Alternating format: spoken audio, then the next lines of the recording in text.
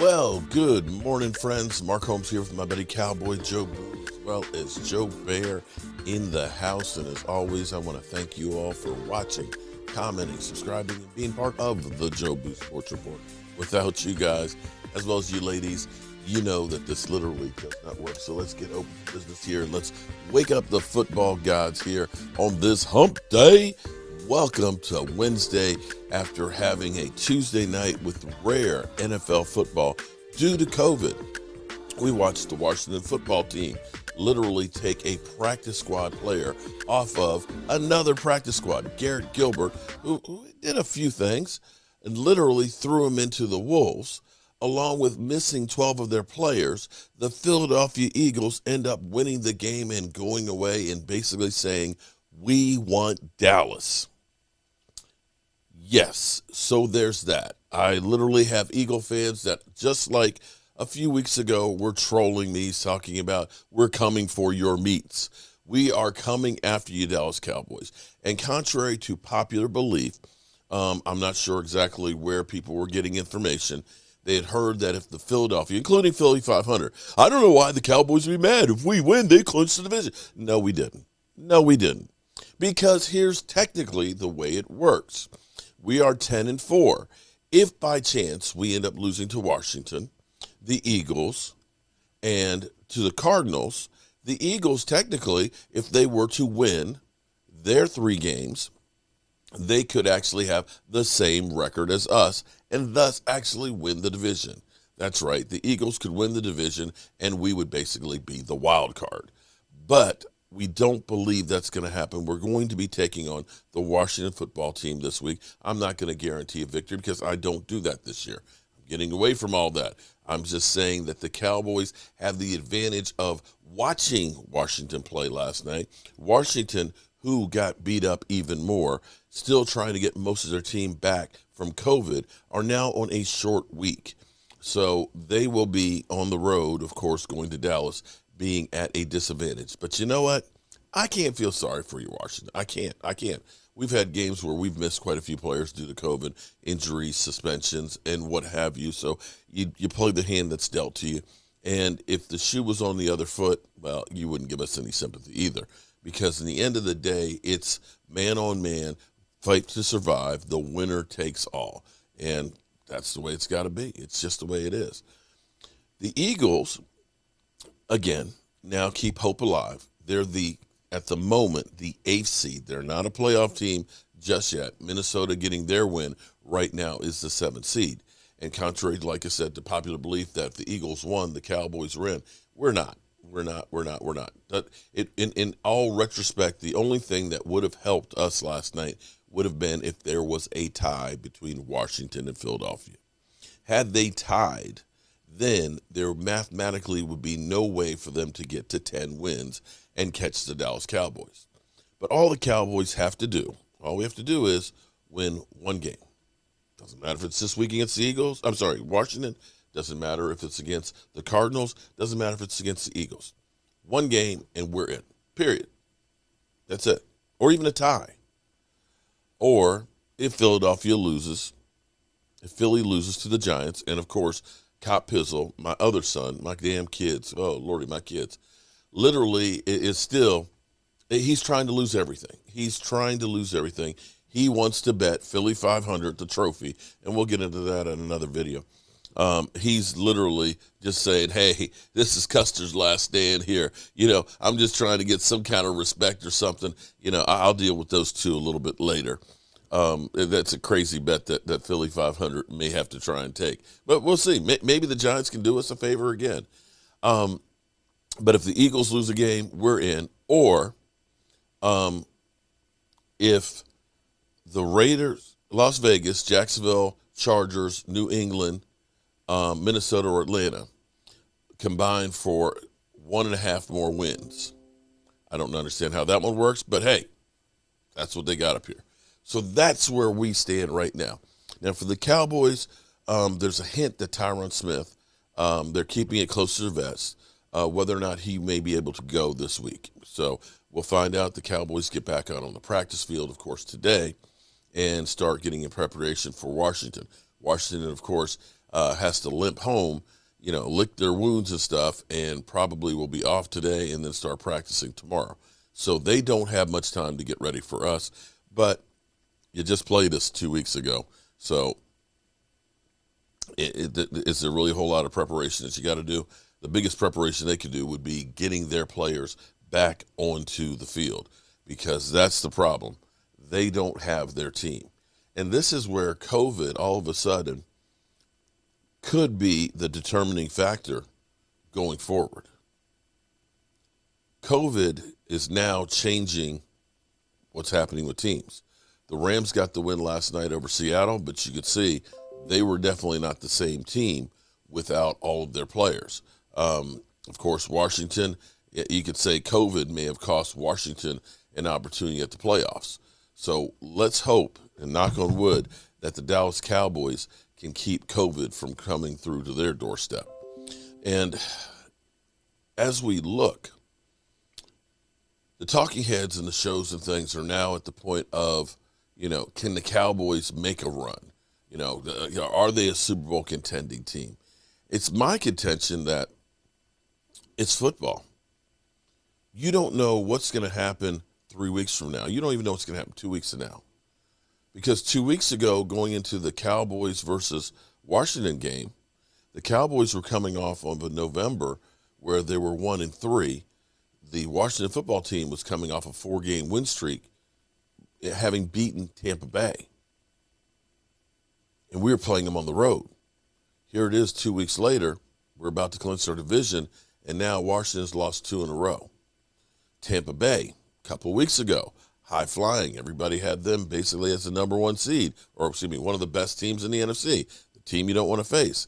Now all of a sudden, they've ended up losing Leonard Fournette. They've ended up losing Chris Godwin. Mike Evans is hurt. And basically, Antonio Brown is the guy that they have left. And Tom Brady's flustered. You look at them and say, wow, I don't know if they're that good a team right now. You look at the Arizona Cardinals. Yeah, Kyler Murray is back, but Kyler Murray does not look like the same Kyler Murray as before the injury. And they lost just to the Lions. And, of course, you could look and say, well, Green Bay is the cream of the crop. But their defense may be their Achilles heel, having given up like 30 points to teams like the Bears. So as we go through this, it's not what you've already done in the season. It's not. It's really about being hot when the playoffs start. You just need to get to the dance and have your shit together when you get there. The advantage for the Cowboys right now is they look to have the best defense of the playoff teams. They look to have the best defense, and they appear to be getting healthier as we go along. Zeke, it's not Zeke from 4 years ago, but Zeke looked better this past week than he did the previous ones. You got Tony Pollard back. Hopefully you might get Tyron Smith this weekend, but at some point you will get him back before the playoffs. And your defense is finally all on the field. And I believe that they're going to get better. Dan Quinn believes they're going to get better because they've only really played together 2 games. And as they get a little cohesion, figure out the rotations, figure out what to do with Micah Parsons and things, they will get even better and scarier as the playoffs get here. And if you don't believe me, I want you to think back to the Colts. Peyton Manning's first Super Bowl. The Colts defense was like 28th, 29th in the NFL going into the playoffs. But somehow they caught fire in the playoffs and became a lights-out defense that led them finally over the hump of over Tom Brady and the New England Patriots on to winning Super Bowl. So let's go to, of course, a little clip. I always like to throw in a little clip from the experts because, as we know, I am not an expert.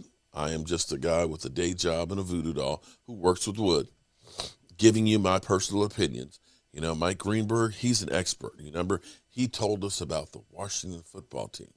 The Washington football team, you'll remember, that the Washington football team might just be the best team in the NFC. Y'all remember that? Yeah. But let's see what they have to say this morning. Heard of an ozone. Tim, you're my last hope. Do you know what he means when he says the ozone? Yeah, I'm guessing what he's talking about is the area of the field, in situation of the game. Look, I've been on, I don't know. I mean, coaches don't always do it. Look, when I played for the Giants, we called the red zone the green zone because red meant stop and green meant go, and you were trying to score points. So, I mean, we could laugh at what all these coaches call things to try to get some type of psychological advantage for your football team. I got to be honest with you. I know that Neek is fired up about it. Greeny, it seems like you are as well. Look, it's probably the right thing to call the timeout there with 10 seconds, have one shot to throw it into the end zone. That being said, I think when you say that it's absolutely what you have to do, it's discounting that something bad can happen. And in a game against the New York Giants where they weren't going to score a whole lot of points, being sure that you come away with 3, I actually don't think is a terrible thing. Mm-hmm. Dominique, he doesn't think it's a terrible thing. Go ahead. I guess you're right, but I think as the league gets more and more aggressive, the coaches in particular and the teams get more aggressive. I hate to have a coach who is so conservative, who is more concerned about what could go wrong than what could go right. There are more things, in my view, that could go right in that situation for the offense than could go wrong. Okay, I'm going to stop there for just a second. This is the first time I've heard this because this just happened this morning. I want to remind you about this aggressive nature that we're talking about here, because the Chargers were aggressive too much to me, in my personal take, where they kept going forward on 4th down. Had they kicked a field goal, they win the game. They win the game. Mind you, I'll give you twice now that the Baltimore Ravens, this past week, instead of going for the extra point for the tie to go into overtime, they decide to go for 2. They fail. They lose that game. That happened to them earlier in the season. So as this whole thing of, oh, yeah, you want to be aggressive, you know what? I'm kind of old school. That sometimes, yeah, you do want to go for it sometimes. But I've seen too many times this year games that have been lost because coaches were too aggressive. But go on.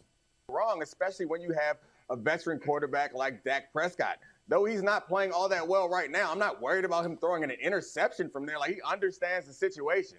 Throw it in the end zone, we score, or we kick a field goal. Like that, to me, I understand that the opponent matters in this situation, but I think you want to practice good habits. And it's not like the opponent, when this happened in the past, like the Chargers, that team's going to score a lot with Justin Herbert. They blew that situation there too. The other time was against the Eagles, another blowout potential game. So maybe, again, the opponent doesn't matter. But I think you practice good habits. You attack these situations the same. It seemed pretty obvious that or I would have said it was obvious that it was a mistake if it wasn't for the fact that it's happened so often. And it seems like this bad strategy to me. What do you think? Just off the face of it, just the opponent, I feel like, yeah, you take that shot. You do. You're not afraid that you're going to lose to the Giants. No offense to the Giants. But when I watch those last 10 seconds, it's not, to me, a question of does Mike McCarthy not trust Dak or the offense?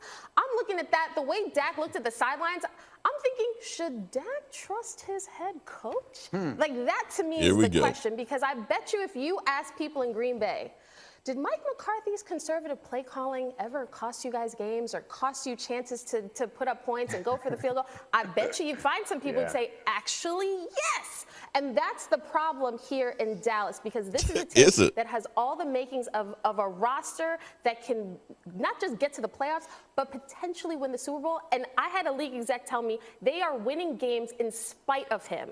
That is not what you want to hear about the head coach who Jerry Jones hired to fix the Jason Garrett situation. Go ahead, Tim, put a final word on it.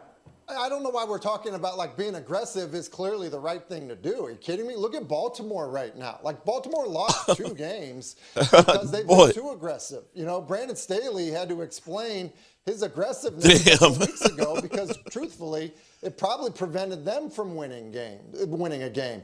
And then you look at New England the other night kicking a field goal when everyone else was screaming like, hey, why are you kicking a field goal in this situation?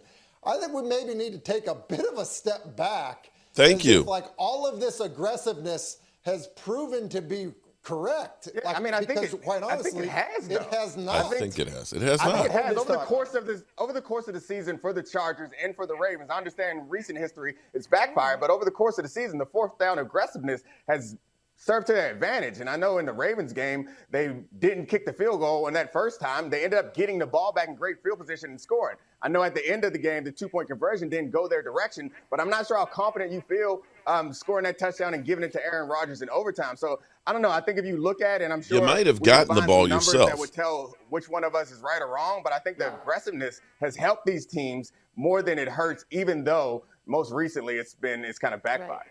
Right. Thank you for watching ESPN. Okay, so again, it's different philosophies. It's just different philosophies. And, you know, Aaron Rodgers, without Mike McCarthy, has yet to win a Super Bowl. I'm just pointing that out there. Aaron Rodgers, without Mike McCarthy, has not won a Super Bowl. But we'll see what happens, where this all goes. And it's funny because now, you know, ESPN has got to be the shit starting station now. Because now it's like, oh, maybe Dak Prescott shouldn't trust his coach. Yeah, he's looking. Come on, man. Seriously.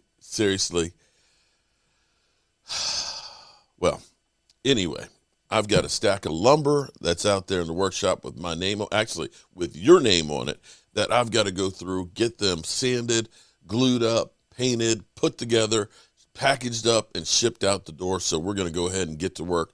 Let me say I appreciate all of the orders. We're doing everything we can to get them out as quickly as possible.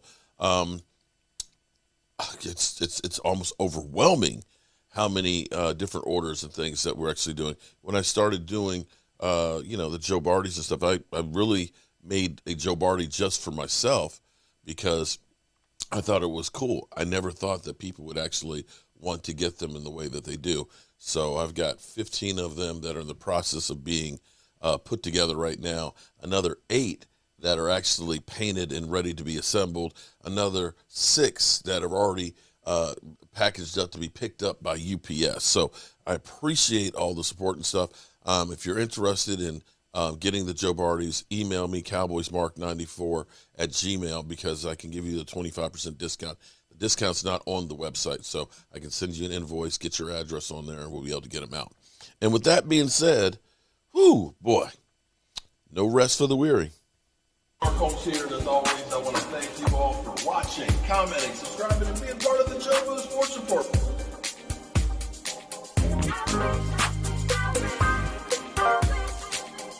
You did one hell of a job, and the only thing else I got to say is